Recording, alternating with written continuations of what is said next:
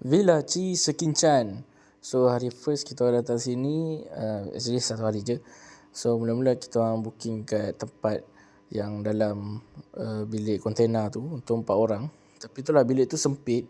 Kemudian sliding door dia yang dekat balkoni tu tak boleh kunci. Dan tandas dia tak boleh tutup rapat.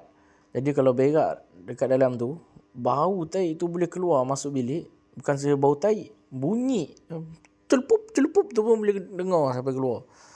Jadi itulah kita minta pindah. Kita pindah ke bilik yang batu-batu lah akhirnya. Tapi kat sini memang tak ada breakfast. Dia tak sediakan breakfast. So korang kena cari makan lah kat keliling tempat ni ada breakfast lah. Dekat keliling-keliling ni banyak restoran. Dan kemudian dekat sini ada restoran juga dalam ni. Tapi biasanya untuk lunch dengan dinner tak silap aku. So dekat sini adalah macam-macam lagi tempat macam ni. Basikal-basikal ni semua boleh sewa kan. Dan kemudian dia ada banyak tempat OOT lah. Tempat banyak OOTD semua. So kalau kau datang sini bolehlah tengok tempat-tempat macam tu kan. Cumanya itulah aku tak sarankan sangat sebab tu bilik kontena belakang tu sebenarnya panas. So aku duduk kat bilik atas ni, yang batu-batu ni. Tapi inilah suasana dekat sini. Kalau korang nak ambil gambar, cuma harga sini aku rasa ni pandangan aku lah agak overpriced. So dia 400 lebih yang mana basically aku boleh dapat harga yang sama dengan lebih selesa lah kan.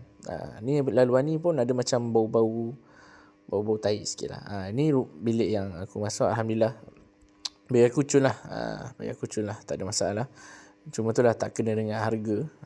Tapi kalau korang, aku rasa dia orang nak tunjuk tempat ni sebab ada sawah padi. Jadi mungkin view tu yang mahal. Mungkin lah, aku pun tak pasti. Tapi bagi aku tak value juga.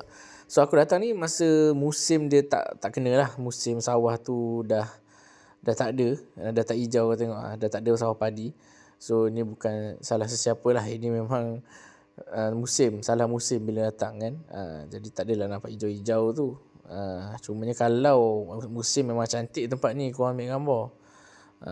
Dan dia taman-taman sikit lah. Korang boleh main dengan swimming pool dia. Cuma tu lah, itu aku dah nampak ada beberapa ekor cali dekat dalam tandas. Nanti aku tunjuk video dia kat ujung. Tapi aku dah bagi tahu lah dengan dia punya counter lobby kan.